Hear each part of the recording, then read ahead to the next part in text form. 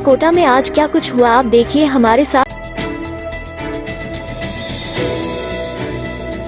पश्चिम मध्य railway की ओर से चलाए जा रहे स्वच्छता पखवाड़े के 10वें दिन स्वच्छ टॉयलेट दिवस मनाया गया। इसके तहत ट्रेनों के टॉयलेट व रेलवे स्टेशनों में बने शौचालयों की सफाई करवा कर उन्हें चकाचक किया। शनिवार को संपूर्ण कोटा मंडल में स्वच्छ टॉयलेट दिवस मनाया गया। वरिष्ठ मंडल वाणिज्य प्रबंधक अजय कुमार पाल ने बताया कि आज 25 सितंबर को स्वच्छ टॉयलेट दिवस के अवसर पर मंडल के विभिन्न रेलवे स्टेशनों पर स्थित टॉयलेट की सफाई की। साथ ही सभी विभागों के डिपो कार्यालयों की साफ सफाई की गई तथा फाइलें अलमारियां को व्यवस्थित तरीके से जमाया गया, उनकी सफाई की गई।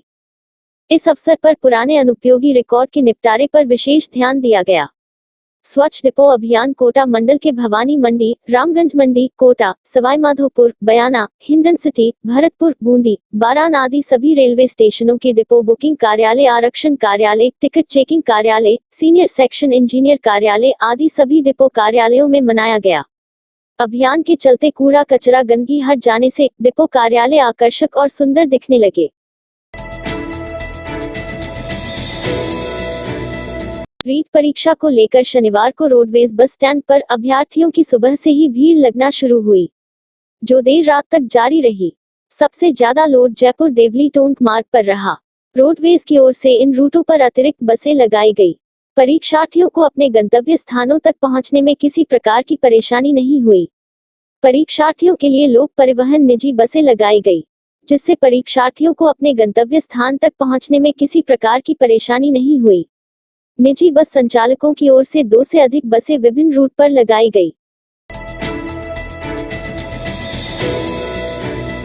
रीट परीक्षा को देखते हुए जिला कलेक्टर के निर्देश पर शनिवार को राजपत्रित अवकाश के दिन भी शहर के सभी सरकारी कार्यालय पूरे समय के लिए खोले गए, जिनमें अधिकारी और कर्मचारी तो उपस्थित हुए, लेकिन आमजन के नहीं आने से सन्नाटा पसरा रहा। नगर निगम, नगर विकास न्यास, कलेक्ट्री परिसर समेत सभी सरकारी कार्यालय अन्य कार्य दिवसों की तरह ही सुबह से शाम तक खोलने के आदेश जिला कलेक्टर द्वारा जारी किए गए थे, जिसके तहत रीट परीक्षा की तैयारियों और व्यवस्थाओं को अंजाम दिया जाना था। जिला कलेक्टर के आदेश की पालना में सभी विभागों में अधिकारी और कर्मचारी सुबह निर्धारित समय पर कार्यालय पहुंचे, वहां से रीट परीक्षा की तैयारियों की व्यवस्थाओं के संदर्भ में जुटे रहे। हालांकि नगर निगम व नगर विकास न्यास समेत कई कार्यालयों में से अधिकतर अधिकारी कर्मचारियों की व्यवस्थाओं में ड्यूटी होने से वे अपने अपने कार्यस्थलों पर चले गए, जबकि जिन लोगों के कार्यालय में ड्यूटी थी उनमें से भी अधिकतर भोजन अवकाश के बाद घर चले गए। वहीं शनिवार और रविवार का अवकाश नियमित होने के कारण आमजन को अवकाश की सूचना होने से गिनती के लोग ही कार्यालय में पहुंचे, लेकिन वहां पर आमजन का कोई कार्य नहीं हुआ, जिससे सरकारी कार्यालय खुलने के बावजूद सन्नाटा छाया रहा। राज्य सरकार द्वारा कोटा में 2 नगर निगम तो बना दिए गए हैं, लेकिन उनमें पार्षदों की संख्या बढ़ाने के बावजूद भी उनके बैठने के लिए अलग से कोई कॉमन रूम की व्यवस्था तक नहीं की गई है, जिससे पार्षदों को महापौर, उपमहापौर के कक्षाओं में बैठकर ही समय व्यतीत करना पड़ रहा है। इसके अलावा वह संबंधित काम से आने के बाद अधिकतर समय परिसर में घूमकर ही समय व्यतीत करते देखे जा सकते हैं। भाजपा पार्षद विवेक राजवंशी और कांग्रेस पार्षद मोहम्मद इलियास ने बताया कि नगर निगम में पार्षदों को जनता ने चुनकर भेजा है। उनके जनप्रतिनिधि के रूप में वह पार्षद नगर निगम के ट्रस्टी कहलाते हैं, लेकिन हालत यह है कि 2 नगर निगम बनने के बाद और 150 पार्षद होने के बावजूद उनके बैठने के लिए अलग से कोई कॉमन रूम तक नहीं है, जिसे पार्षदों को परेशानी का सामना करना पड़ रहा है।